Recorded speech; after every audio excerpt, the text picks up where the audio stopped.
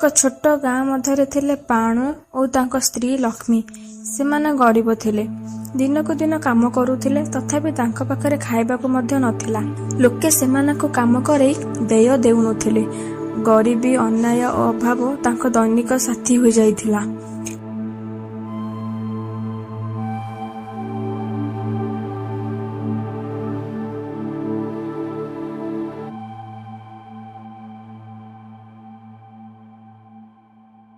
ଏକ ରାତିରେ ଲକ୍ଷ୍ମୀ କହିଲେ, ପାଣୁ, ଏମିତି ଦୁଃଖରେ ଆଉ ରହିପାରିବିନି।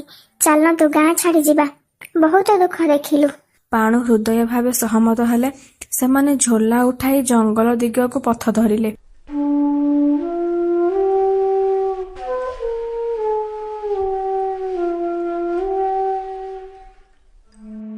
ଜଙ୍ଗଲ ମଧ୍ୟରେ ହେଟୁଥିବା ବେଳେ ସେମାନେ ଦେଖିଲେ ଗୋଟେ ମାଙ୍କଡ଼ ରକ୍ତରେ ଭିଜି ଝାଡ଼ ତଳେ ପଡ଼ିଛି।